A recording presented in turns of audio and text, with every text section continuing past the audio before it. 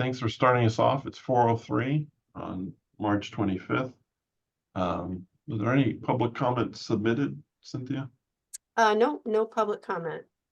No. Then everyone has a chance to review the minutes of the February 26th meeting. I'll take a motion when you're ready. Ron, Move to approve the minutes. second. Second, Steve, all in favor? Perfect. Rachel, I recorded Rachel's hand up. That was great. I hadn't seen that before. Thank you, Rachel. Let's move on to the next item, which is review of proposed change to bylaws and recommendation of the board of directors. Seems like I missed a little bit at our last meeting. And so I think the best way to go through this is just point by point and where we need to, because some of them I think will have some discussion, others may not. Let me just get my screen set. Do you want me to pull it up on the screen, Frank? Would that be You know, helpful? actually, that would probably be best, Cynthia. Thank you. If you could do that, that way we're not all trying to do this independently. Can you see it? Mhm. Yes, that's good. And then if you scroll down, I think we can see the comments. Cynthia, do you want to read through the comments section? It's a little small on my screen for I can see the copy. I just can't read the comments that well.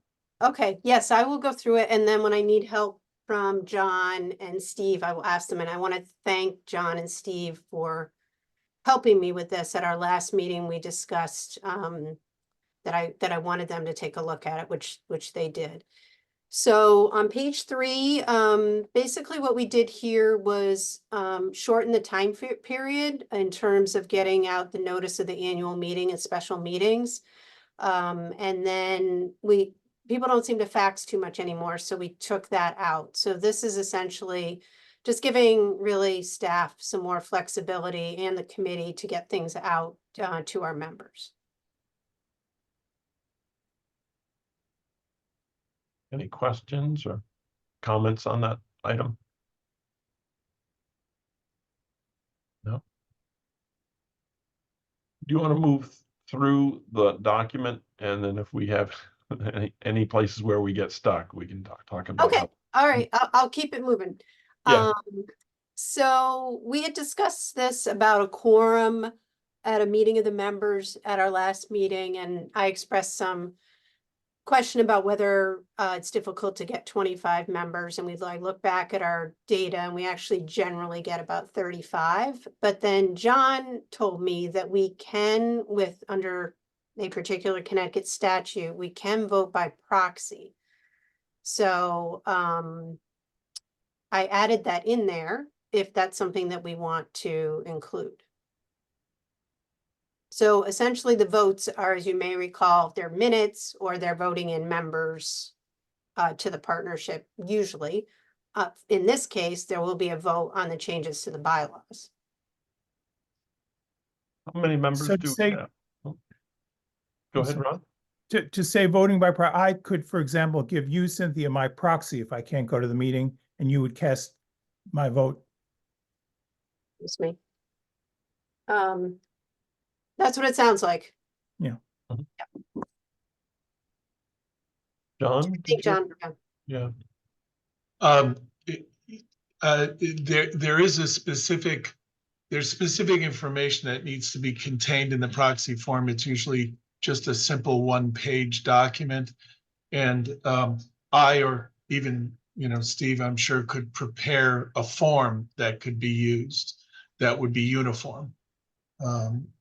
If you're so inclined to go ahead with the proxy ID. Mhm. Thank you. How many members do we have total? What's our membership total number? I can look it up. I mean, I'm guessing about 60 to 70. It could be closer to 100. You would think I would know this. Well, we have to think about our membership numbers because this seems like it's a solid number of 25. It's not like a ratio. And so if our membership is declining, this certainly affects us. I mean, we can even just go, we could decrease it too.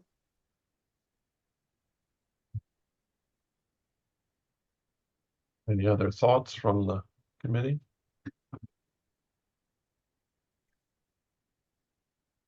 If we were to include the proxy option, could we make that electronic too, like an electronic form, so you could do like DocuSign and that could be pretty quick? Could be done day of the meeting if necessary. Okay. Yeah, I Diane? like the by proxy because that does cover if, something happens or whatever and it's hard to get the 25. I feel that that would be a good way to be able to, get what we needed.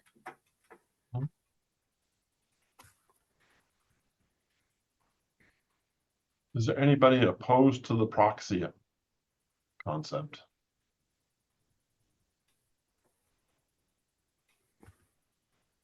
No? No, I'm not opposed. I thought it was a good idea that John had to add it. But keep in mind that there's still work involved on the part of the staff to prepare a proxy and to get it back. Mhm. Should we consider reducing 25 to 20 and leaving in the proxy? What do you think, Cynthia? I mean, I think that would make, I think that would make us feel more comfortable.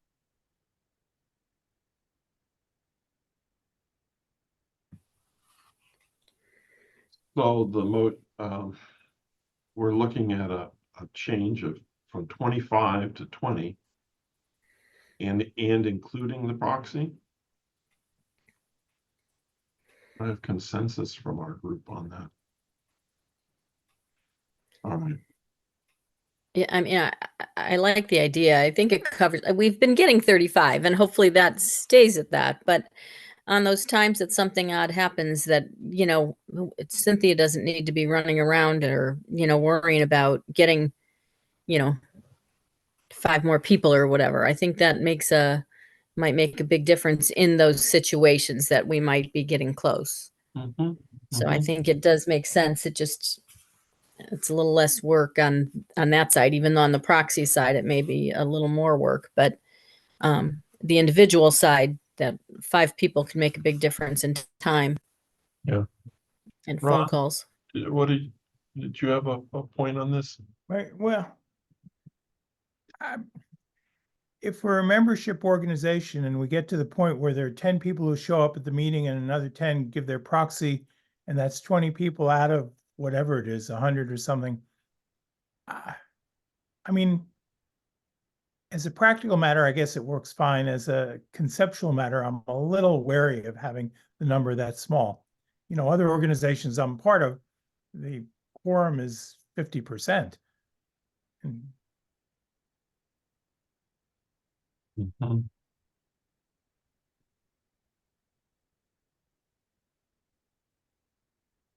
I mean, it probably is, to Ron's point, a larger policy question. Mhm. Um,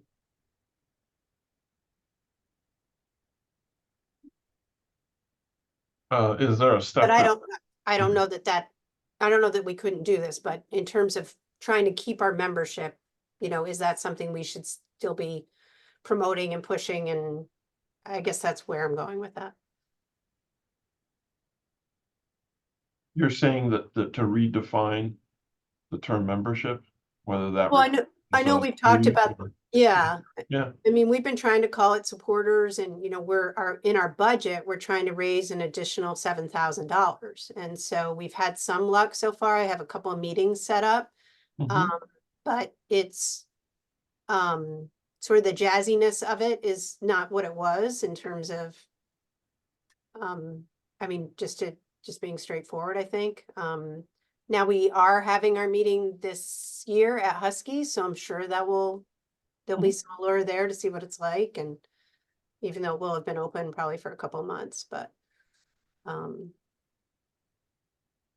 Well, this initiated, this change was requested because of the concern that we weren't going to be able to reach 25, or the stress that it creates on the organization to try to get everybody there. What was the impetus? yeah, that's exactly it, Frank. And I think Okay. that, I tend to worry. Probably needlessly on this, but it's not like we're getting 50 people. So, Mhm.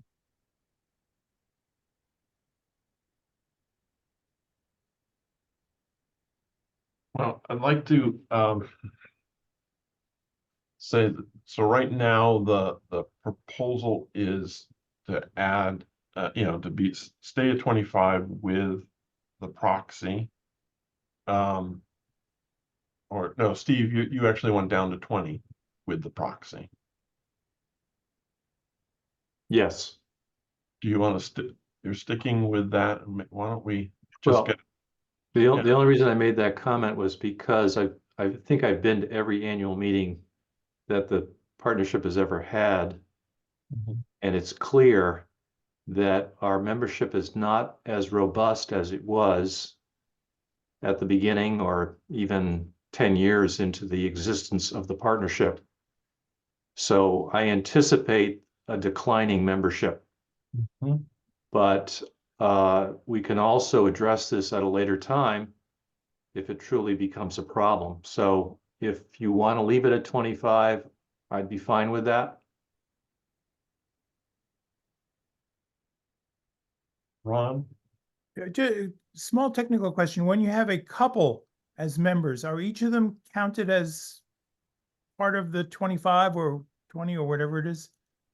so the way that it's supposed to work is that each individual is counted as a member, but you need to pay the amount to include that. So say it's a senior and there's two of you, it would be $20, Okay, not $10. but just one check of $20, still the two of Yeah, you. the check is fine. It's the actual amount Okay. and yes. Okay.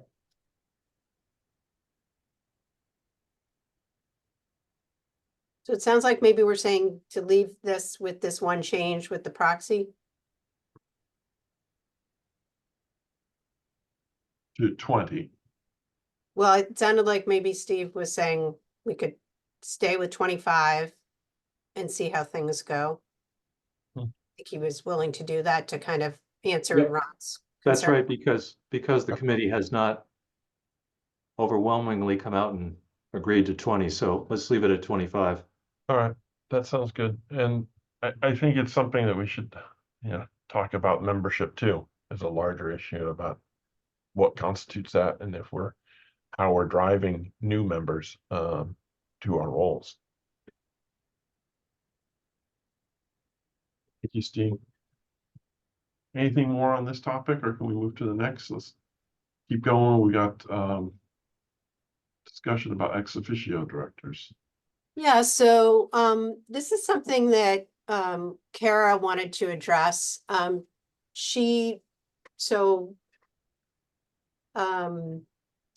sorry, let me back up.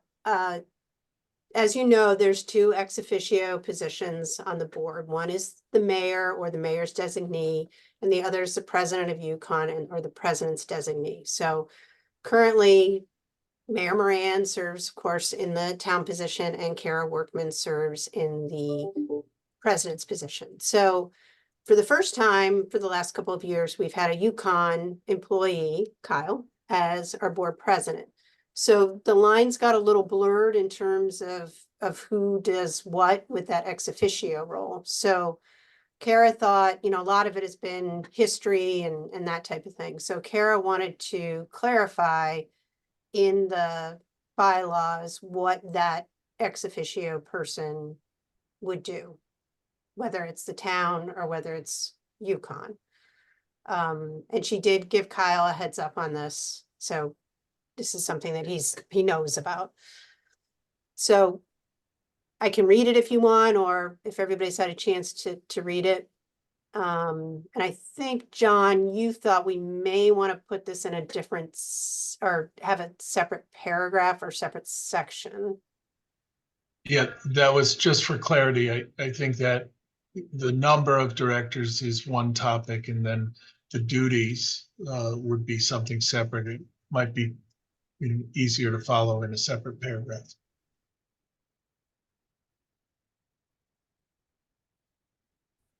Let's start there with, everyone in favor of moving this to a separate section.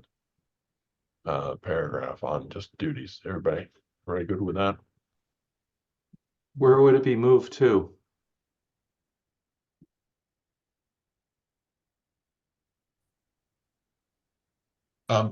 I was thinking in the same section, just in a separate paragraph, but it could be. I keep trying to scroll the document that's Me on the too. screen.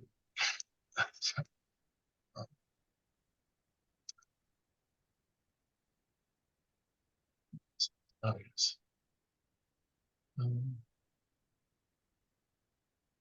Seems like it could just be a separate paragraph under Yeah. section 2.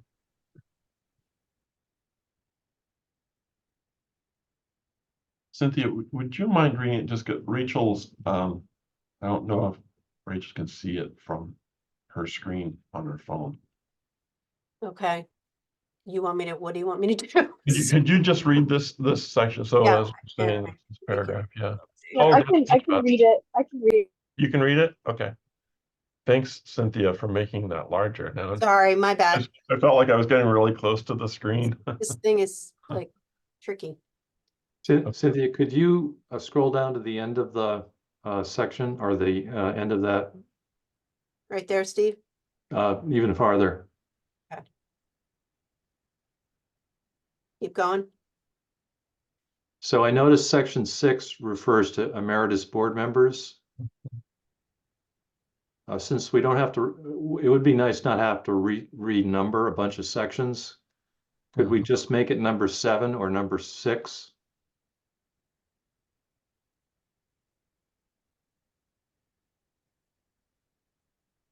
Aha, It goes on. guess we have a bunch to renumber. But see, under that section, section 6, it's just like a separate paragraph. So it's the start of a new piece. So in other words, where it says 2 directors shall be ex officio, start that as a new paragraph? Is that what you're Mhm. suggesting, Mhm. Frank? Yeah.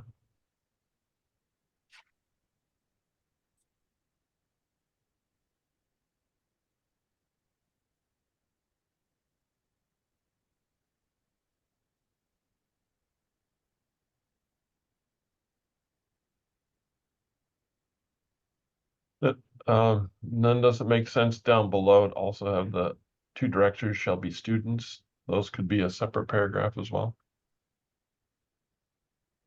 Yes. And then you'd have to probably add another paragraph Mhm. where it starts the partnership may Right. by amendment. Yeah. Yep.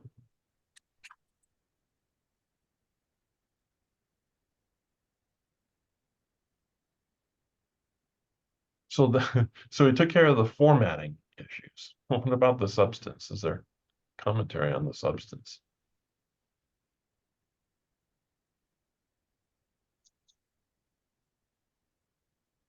Cynthia, could you explain once again how this all came about? So I think there was some overlap in terms of what the board president was doing and what the ex officio person was doing in terms of when we submit our budget to UConn,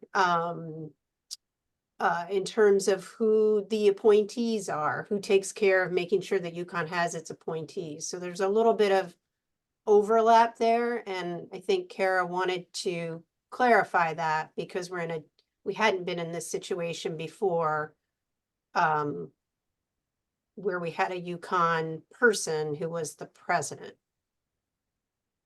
So if the president is a Yukon official, does that mean that they can't do what the ex officio directors are hereby directed to do? Well, I think they can do it, but the issue with, let's just, so Kara would be, right now, she would be the person taking care of some of these administrative duties that are mentioned here in terms of, again, making recommendations for appointees, making sure that the funding request goes where it needs to go in the finance system at UConn, working directly with the president's office. Now, I understand that, but I'd like to know what prevents her from doing that now as the bylaws exist currently. I don't think anything prevents her, but she felt that going forward, it would be better if it was laid out, because I think sometimes she was doing something and sometimes Kyle was doing something. And so I think that she felt going forward, and she will be stepping down in June, that it be clarified. I mean, Frank, I don't know if you have anything to add to this, if I'm characterizing No, I correctly. think that's I think right. I am. I think it was more of just like you're saying, it's clarifying how it's operating. And I don't know if have we had a situation where there's been a town representative as president? I think Steve, you were an elected position, right? Well, first Steve was with an appointee of the Mansfield Business and Professional Association through Oh, the, that doesn't count, right? and they don't exist anymore. And I'm sorry, Steve, I'm speaking for you. And then Steve was elected and Mhm. Diana was elected. Right. Philip was an appointee. Right, so we've never had But he somebody. was not an employee of UConn. Mhm. So this is the first time that we've had this type of relationship where we've had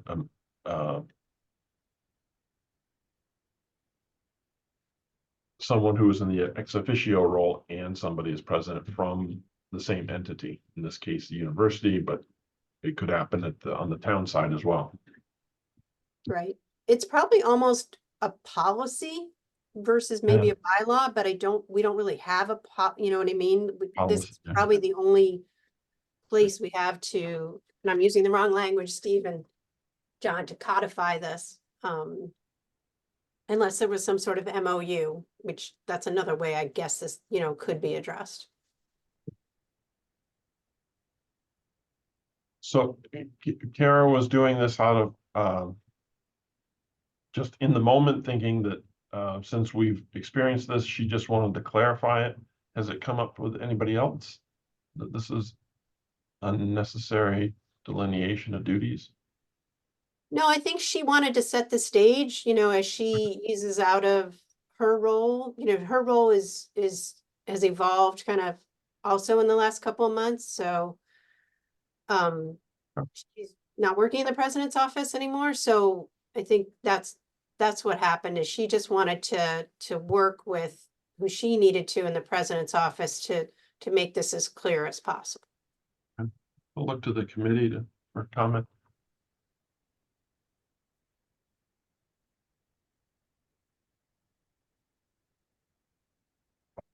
In a town where vast numbers of people are university staff, somebody who happens to be a university person elected to the board, becoming head of the board, is not representing the university, is simply acting as a regular member of the board, Mhm. correct?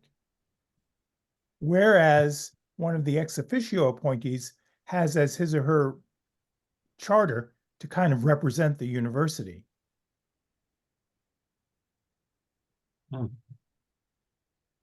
This is really interesting. It's a good way to look at it. That is a good way to make that distinction, Ron, I think. Ron, is that a suggestion that this is a good thing to include in the bylaws? Well, I have to reread it carefully, but it seems to me not necessary just off the top of my head. The ex officio director shall work with the again.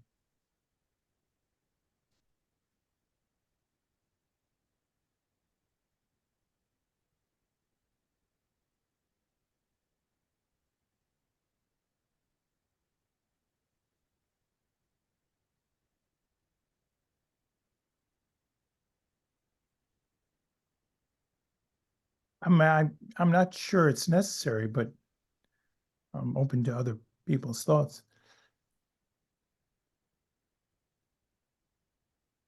Steve? If no one else has a comment, my bias is not to gum up bylaws. Mhm. And I do think that this language is implicit in the relationship between an ex officio director and the partnership.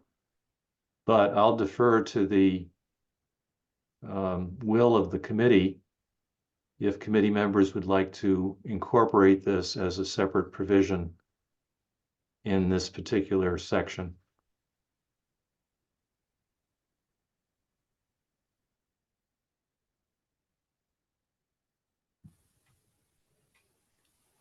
Diane? Yeah, I mean, I tend to agree with Steve and Ron both.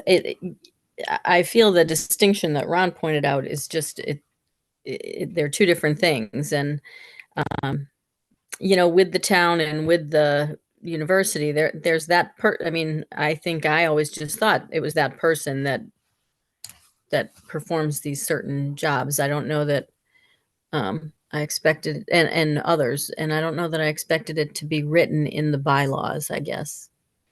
So, to Steve's point, it might just be complicating things a little bit. And do you think, Thea, that ex officio directors as part of the process of introducing them to the board essentially get the word? That is, they're informed as to what the nature is of their position and their duties? If so, that's another means by which, if it's not implicit in their understanding of what they're supposed to do on the board, that it's made explicit as part of the process of introducing them to the board. Almost like roles and responsibilities of the different positions and job description, right, for the ex officio roles.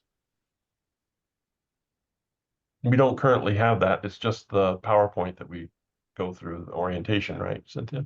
Yeah, I mean, I think it's always been sort of whoever was doing it, let the other person know kind of thing. And I think it just got, I mean, to use Steve's word, maybe again, gummed up a little bit.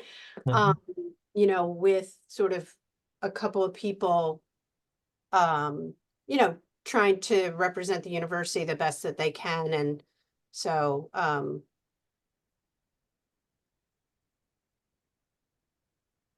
Yeah. Rachel, I don't know if you had any comments for this section. Not for this section, but I will definitely think about it and write back any improvements, to Cynthia that I think were. Okay. It sounds like we're leaning towards excluding this from the bylaws as a recommendation, but yet making sure it's a part of the orientation of our board members of what these roles are. Does that sound right?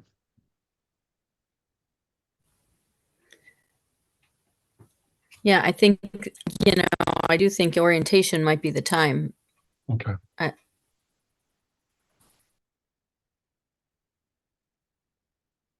sounds like a plan. All right. No, All right, so the then. second one is the go ahead, Cynthia, on the student member. Sorry. Yeah, so at the last meeting, there was some discussion about allowing for a high school student to potentially be a member, one of the student reps, not necessarily have to be, but be one of the student reps. So I added, we had talked about a rising junior, and John, I went and I checked, is John still with us? Yep. I Yeah. went and Googled it, John, to make sure I had it right on who a rising junior is. So I added in the language from what I found. So, you know, this is, and Steve had a comment to add some flexibility to it, to say may consider a rising junior. Or a student, really a high school student, I think was what Steve had mentioned.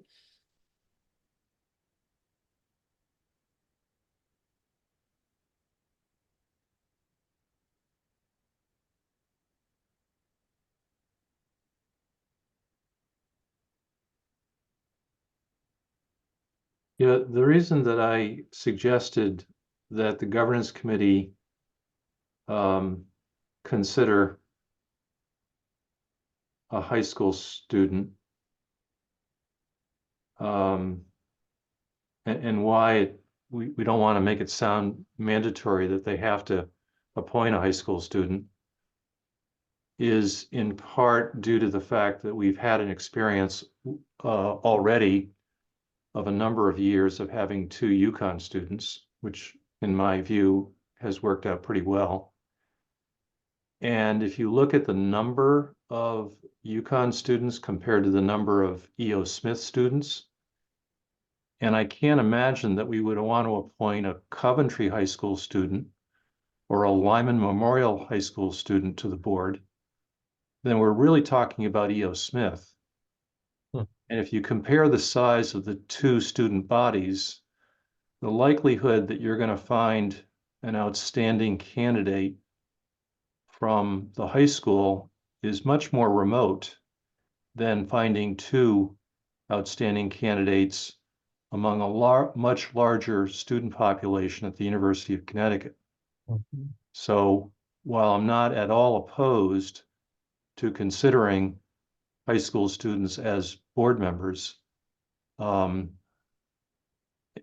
we're doing here, I think, or all we should be doing is alerting the governance committee to the fact that don't omit high school students as possible candidates for the board.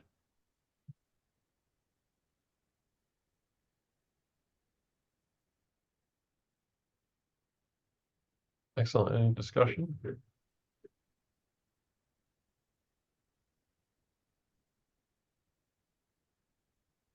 A general agreement on that point? Yeah. All right. Okay, so we're good with that. Good with that one. Okay. And then we added in, we talked a little bit about the age, especially with the high school student, but then John, I'll call him out a little bit. He told me that when he entered college, he was 17. And so, and I know several people that, you know, would have been fall babies. So this is some flexibility with the student representative could be younger than 18.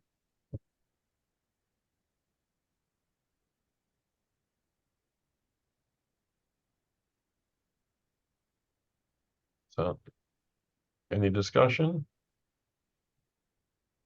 Seeing none, I think we'll move on. That's accepted.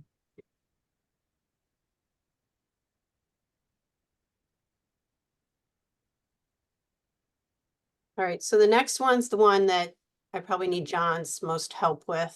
This gets a little complicated. So I'll just read this to you. So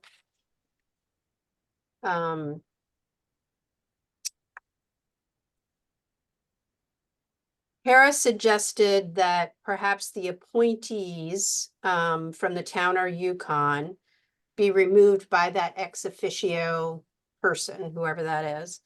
And John noted that our certificates of incorporation are silent on the removal issue, while the state statute mandates removal only by its members, which I believe is the way it currently reads. So the current language also might require a change to the certificates of incorporation. I'm sorry, let me back up. In addition, state statute says unless the certificate provides removal by cause, removal may be with or without cause. If we keep removing directors only for cause, we would need a change in our articles. So, John, maybe you can say that better than I did. No, I mean, I understood it. Um, So, yeah, right now, the statute says unless the certificate of incorporation, formerly known as the Articles of Incorporation, says otherwise, the removal of a director can only be with or without cause. Our Articles of Incorporation are silent on the issue of removal. The word does not appear in the Articles of Incorporation. So if we want removal to be only for cause, then we would have to make I think, a relatively small revision to the Articles of Incorporation. The same, I think, would be true if you wanted to have removal of an ex officio director. You'd want to make note of that in the Articles of Incorporation, just to prevent any conflict down the road. I think that issue is a little more spongy. But the issue of with or without cause is, right now, your bylaws say one thing, but it's really another thing because the statutes would override the bylaws. The statute would not override the Articles of Incorporation, however. Happy to answer questions. John, what would be the process for amending the certificate of incorporation? Well, it's basically an attachment which we have amended previously. I think when we made amendments to deal with the I want to say the conflict of interest provisions. And it's basically amending that document, filing the 2-page form along with it, and paying $20. But these amendments to the Articles of Incorporation would have to be approved by the members. There are some that could be approved only, solely by the Board of Directors, but these are substantive. They would have to be approved by the members along with the bylaws amendments. I think that you could think of it as basically an enabling statute and an enabling section, and introduce it to the members that way. In order to make this change to the bylaws, we need to make a change to our certificate of incorporation. And John, can I go back for a sec? Because now I'm getting myself a little bit confused. So the ex officio members, are we silent on how they are removed? Yes, we're silent on how anybody is removed. So therefore, the statutes control unless we make a change to the Articles of Incorporation. Well, it does say the directors who are elected can be removed by 2/3 vote. Right? You mean the current bylaws? Current bylaws, yeah. Yes. But the current bylaws are silent on how the ex officio members are removed? Yes, I believe so. However, the statute doesn't make that distinction. So statutorily, an ex officio member would have to be removed by the statutory process as well, by a vote of the members. I can pull up the statute.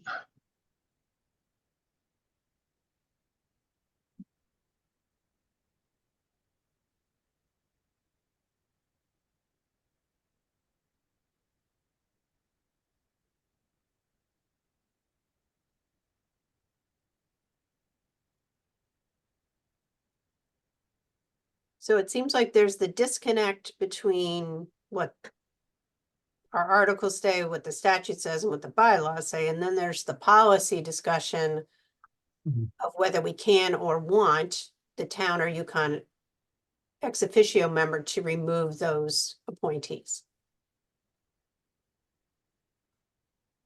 Yes.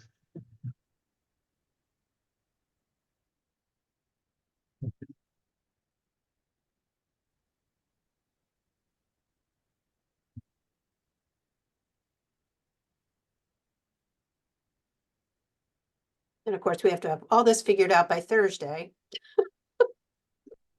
So it can get in the packet for the board, and then we have 45 days to send it to our membership. Just saying.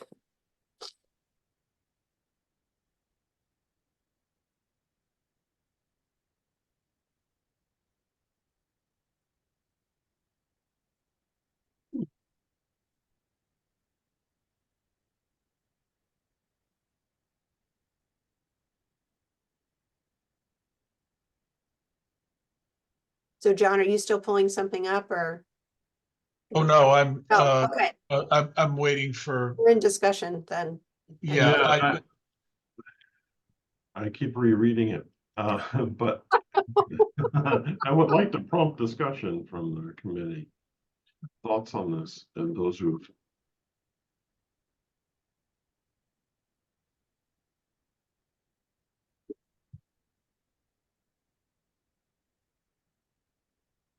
John, is there any circumstance under which the directors can remove a director? um, if they're, if the members are not entitled to vote on the election of a particular member, the statute says, the way the statute reads is the members entitled to vote for the election of directors, or if there are no such members, the directors may remove one or more directors with or without cause, unless the certificate of incorporation provides that directors may be removed only for cause. So if the ex officio members are not voted on by the members, then the board of directors would be responsible for the removal process. In other words, your board of directors could remove someone. Okay, I think that the proposal, unless I misread it, is to make it so that the entity responsible for appointing that ex officio director is the only one that can remove them. Hmm. Which is a completely different animal. okay, so we have 6 elected members of the board. Regardless of what our bylaws or our certificate of incorporation say, the statute, which overrides both, says that only members can remove directors who are elected by the members, correct? We can't override the statute.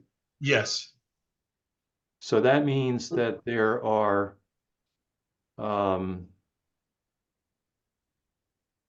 I'm not sure how many potential appointed directors as well as ex officio directors that could be, under the right circumstances, removed by the board without action by the members. also correct. So my take is we have no no ability to override the statute. We should have either bylaws or a certificate of incorporation which are consistent with the statute that says only the members can remove elected directors.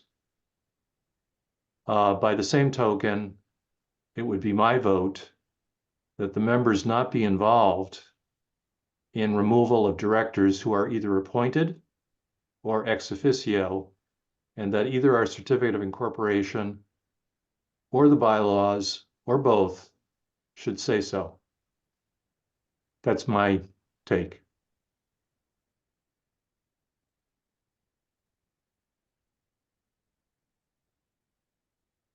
So Steve, who would remove that? Who would you suggest would remove them? That last group? The directors. Okay.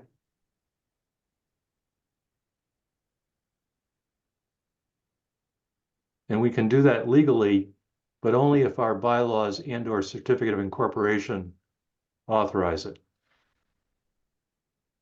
And we have to go to the members to revise either the bylaws or the certificate of incorporation.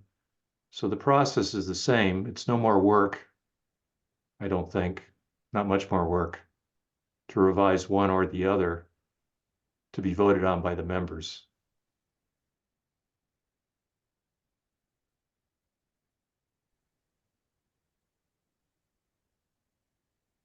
Is there a preference then of articles versus bylaws where this would be contained?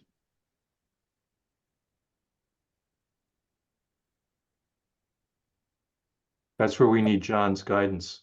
Yeah, I think if we're making any other changes to the certificate or the articles, then we should include a clear statement of what the removal process is. Even though what Steve said is perfectly true, it's a recitation of the statute which controls anyway. That's what the statute says. The certificate of incorporation allows you to provide that directors may be removed only for cause. And right now, our certificate of incorporation doesn't say that, but our bylaws do. So there's a conflict.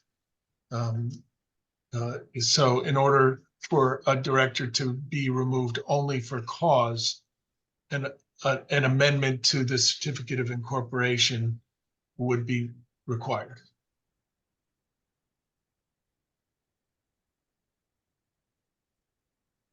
Have we reviewed the articles of incorporation? And I don't recall it coming to this committee. I We think haven't changed them in a while. I think Yeah. 2017 is the latest version that I have. Okay. So it probably did come to this committee unless it went straight to the board. I'm just looking, it was December 1st, 2016. Right. Yeah, we actually had a special meeting. so. I have July 30th, 2014 Okay, as the last revision to that was when I filed the certificate of amendment to the Articles of Incorporation.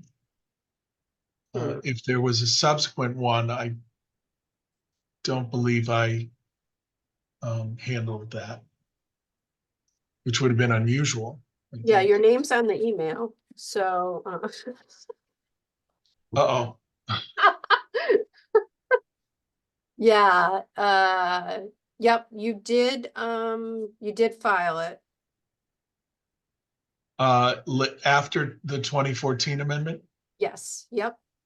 why did I not have? Oh, wait, hold on. Oh, thank you, Lee Colchu. He has a folder for every discrete little thing, and I just found one. Let's see. This was, It was a December 1st, 2016, and it was filed on June 8th, Yep. 2017. June 8th, 2017. That's right. There were several changes made at that time. Yeah.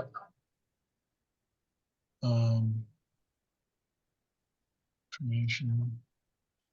Yeah, it Well- looks like we did a bunch of this after that strategic plan that we did. I Uh, think it was the one with Francine.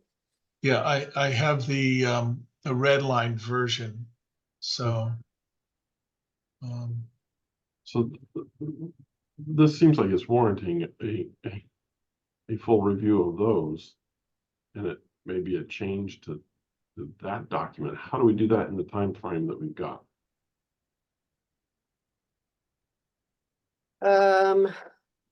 First thing to do this correctly, you know, if our the Into leaning words. towards review and including this in changes in the articles of incorporation, and it's not a bylaws issue. I mean, we could, I'm just looking at when this, I think we'd still have time to do a governance committee meeting on the 22nd of April. And then a board meeting on the 2nd. If our annual meeting is, and somebody can help me count, June 27th, and we have to back it up to 45 days, right? I think we have a little tiny wiggle room there. This seems like a, Okay. It's all coming back to me now. I remember this one. Well, it was a Okay. while ago. It's still, I mean, it doesn't affect my advice on this provision because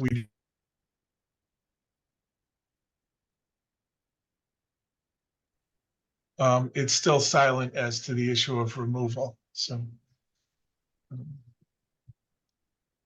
We're still in that 45-day window. Did anybody count for me?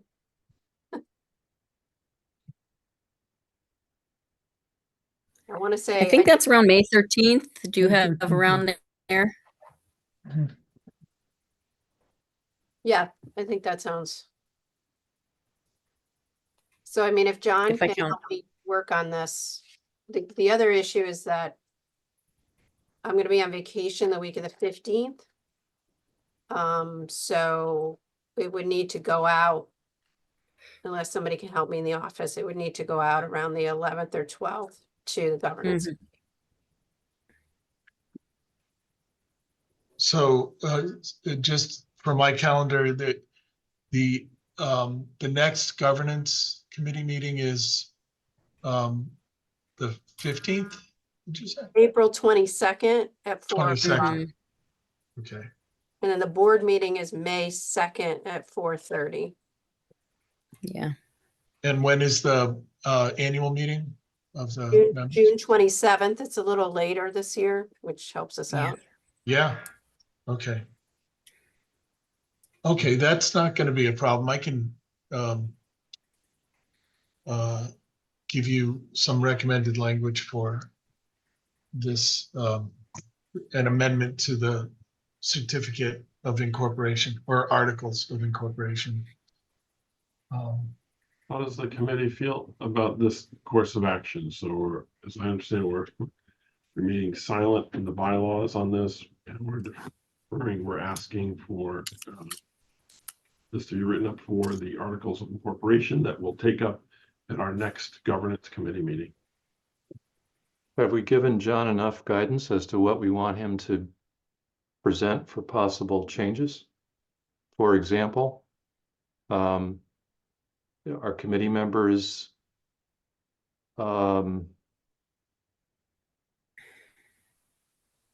united in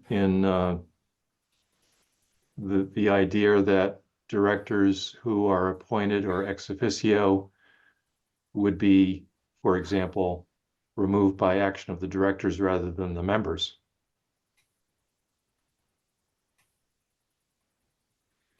Comment from the committee?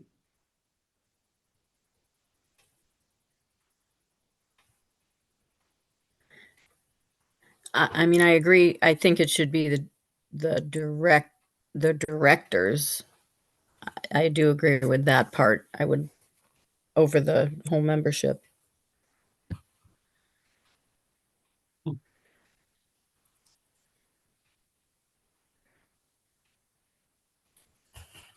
Rachel? Your thoughts? Yeah, I agree with that as well. Trying to think of a situation of this actually happening and having difficulty coming to mind, but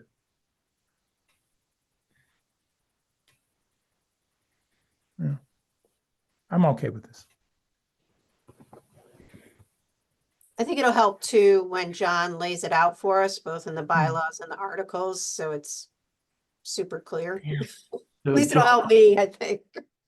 John, do you have any questions for, while you have us for, in terms of guidance? What do we? No, I'm glad that it appears to me that you've decided not to explore the option of having the representative organization remove their ex officio members. Because I don't think that is possible under the current statutory scheme. And it would require a major revamping of the structure of the company. So having them removed by the directors, I think, is the right decision. The only question I have is regarding the issue of removal with or without cause. Currently, it's with cause. The statute says, unless the articles of incorporation say otherwise, it's with or without cause. So do you want me to include in drafting that language a provision restricting removal to with cause, or do you want to change the bylaws to make it removal with or without cause? John, I'd like you to give us the option of removal for cause, including but not limited to 1, 2, 3, 4. Yes. You actually, the list is in the bylaws now. Is that the list you want to stick with, or would you like, additional, or do you have additional concerns where removal for cause would be appropriate? No, I think if we use the language to include but not limited to, Yeah. then that automatically gives us 5, 6, 7, 8, 9, and 10. Mhm. Mhm.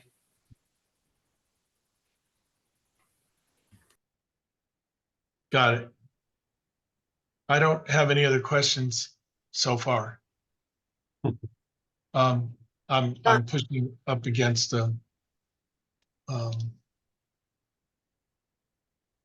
well, I've got another maybe 10 minutes, That's right. Yeah, I Okay. remember, John, you told me that, so. and I'm pushing it with that. So- All right, I think we captured what we needed to go to the next step for you, John. Unless, Ron, did you came off mute? Did you have anything else for that? No. No, we'll move. Was there anything else in the document that needed John's attention, Cynthia?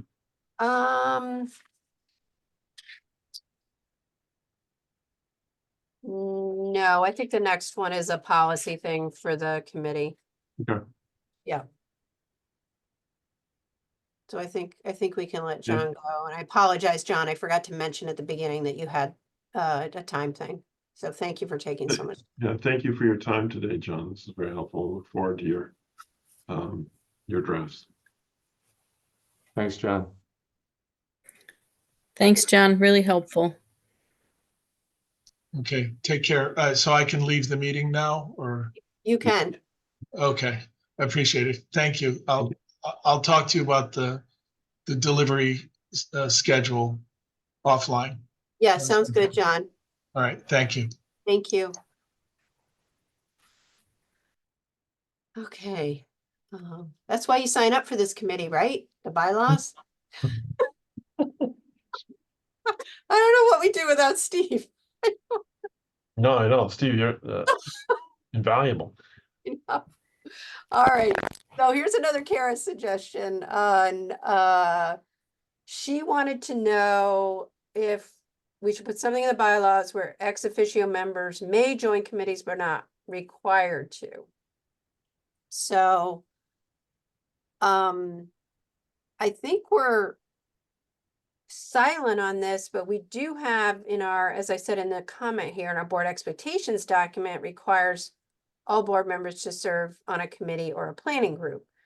But both the ex officio members do serve on the executive committee. So they're already serving on a committee the way it's set up in the bylaws. So I personally don't know that we need to make a change here and you know, I assume this is probably a time thing for whoever that person might be from the town or Yukon. Do they have time? I assume that's where Kara's coming from. But the executive committee doesn't meet that often, and they meet for things that are, you know, generally important from a personnel standpoint. I personally think it would be good. It's good to have those folks there. Diana? I would tend to agree with you, Cynthia. I mean, I don't, I guess I'm uncomfortable with alleviating somebody from any committee at all. And they're naturally on that committee, and I feel that it's an important role for them to play to be on the executive committee. So I feel that that covers our expectations, and takes it out of where they don't need an exemption from, because they do have that committee. If they don't do others, I mean, we'd like them to, but if they don't, they're going to serve on another committee no matter what. And I guess I don't want to exempt them from being on any committee, Mhm, is just my thought on that. mhm. An executive committee fills that. I agree. So Don, was that you? No, I agree with that. I agree. Yeah, Steve? I agree as well. Yeah. We don't enforce our informal rule anyway. Mhm. No need to put it in the bylaws. Rachel? Yes, I agree with that as well. I think that when you join the board, there is part of a time commitment that you agree to, and I think that the committee helps everyone stay involved in some way and choose a focus that they're interested in. And you do have flexibility with the meeting days. It's different for each committee and working group, so I think it's reasonable to keep that rule. Excellent.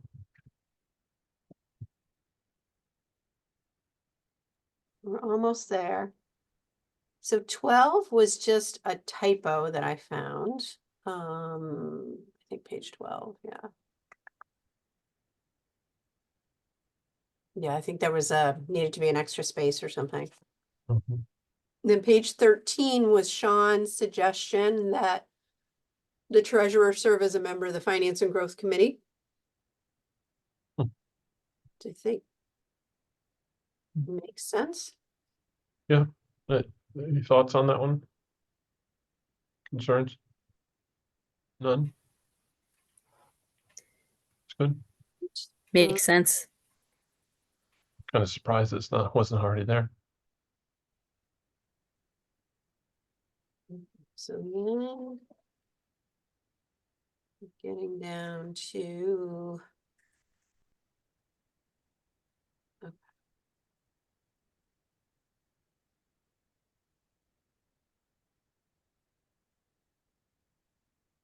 I'll fix that spacing at some point. So this is, well, two things. The sort of the quick thing was changing this so that we could either, an amendment to the bylaws could be mailed or sent by electronic mail.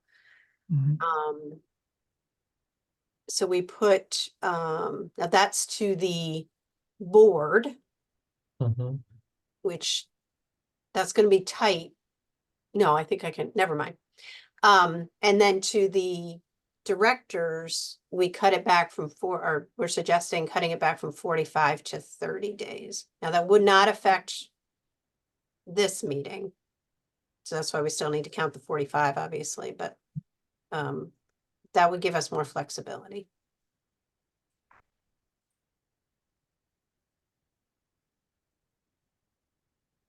Any disagreements? Any thoughts? Yeah. Sport? No, it seems very reasonable. I think that's it. All right.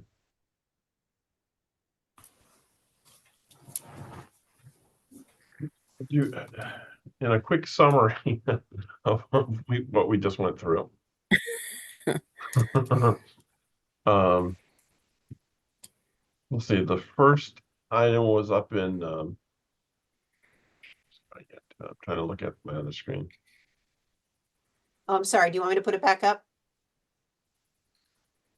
No, that's okay. Let's approve as we have adjusted this, this draft. So this Mhm. would be what we would bring forward to the full board at the next meeting No, because we need to get the changes from for the article. John Oh, on okay. that section on the removal, and That's right. Okay, so he and I will try to work on that, this week and next week. And get that to the governance committee and then to the board at the May board meeting. May board. Great.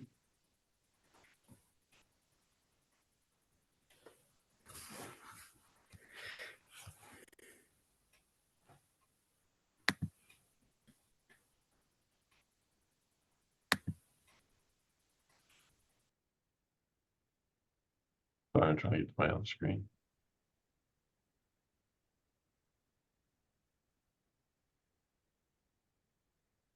Before we close out that discussion on the bylaws changes, is there any other comments that anyone wants to make? No. Do we need to take any action on that item at this point? No, No. no. Update on the Yukon student representative applications. I saw your note this afternoon.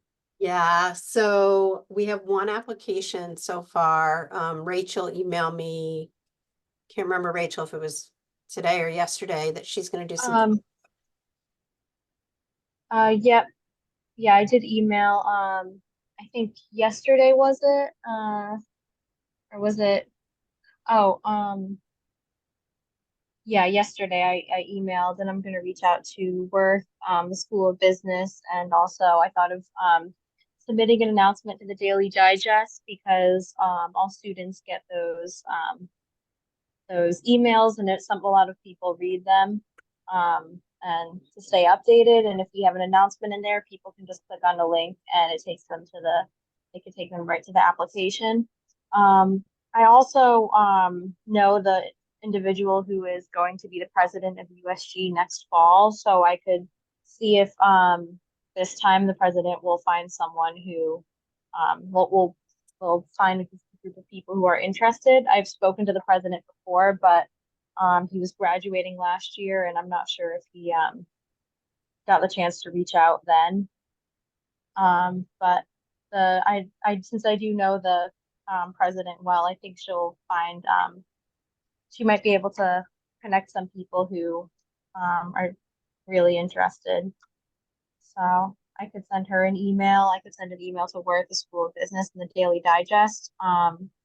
And Cynthia, I could run those emails by you before I send them, just to make sure all the information is included, or if you have a template that you wanted to share with me, I could use that.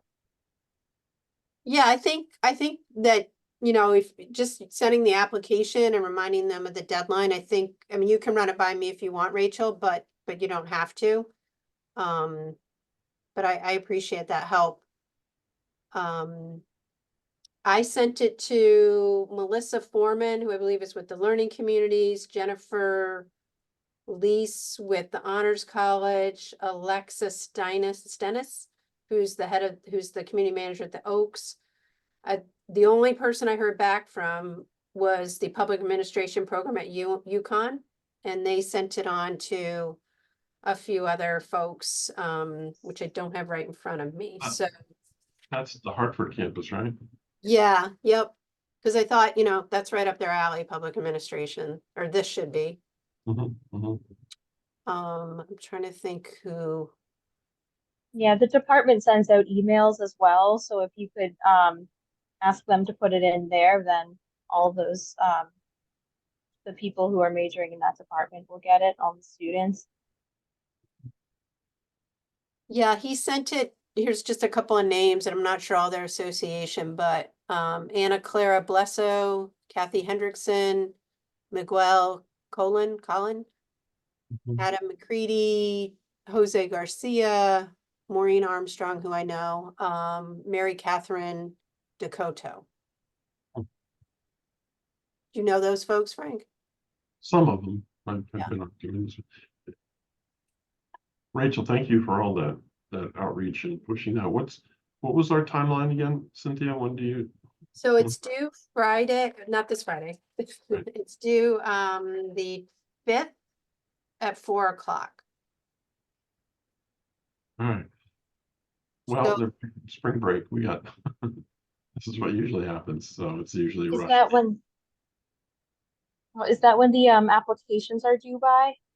yes, I sent it out the 18th, so I think I sent, or the 19th, I sent it out a couple of days after spring break. But they're due April 5th at 4. April 5th at 4. Okay. Great. All right. And those will be sent to, Are coming to the MDP. I'll forward it on to you, Rachel. Yeah, they're gonna okay, come great. to not my email, but sort of our general email box.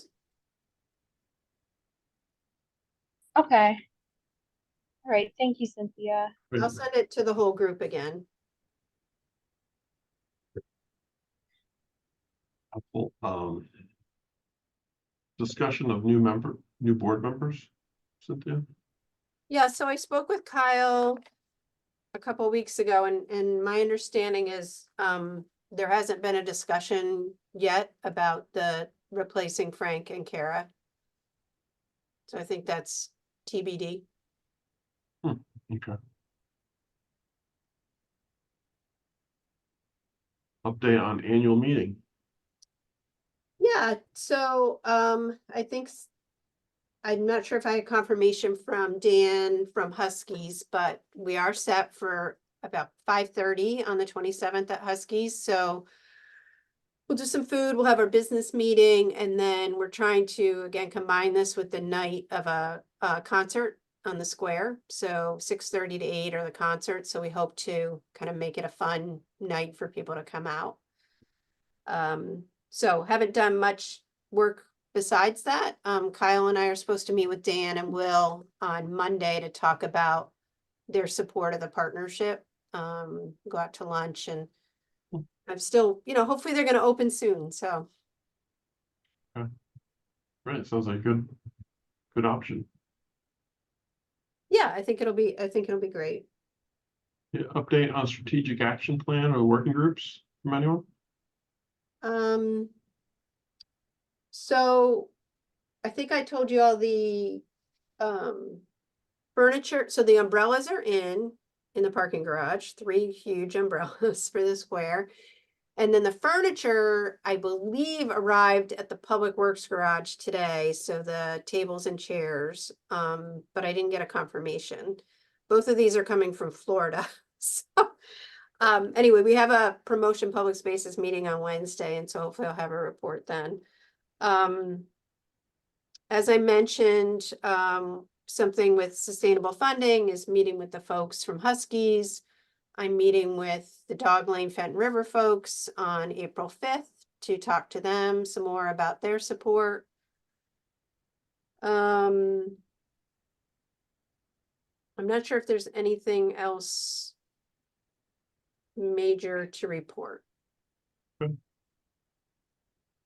I'm just looking at the future agendas. I think now we have to add the review of articles of incorporation. Yeah, so that meeting, if we're interviewing students, is going to be long. Mhm. So just as a FYI, I mean, we should, with the bylaws, with just that one section being kind of the major thing, I think it'll go quicker. I Sure. think. Anything else for the group? Hearing none, take a motion. Will the meeting, our next meeting be in person? That's a good question, Steve. We could do it in person. I think that's nicer with the interviewees.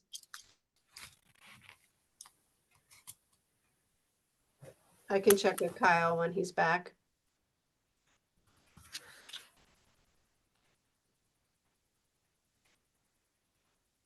Any other items?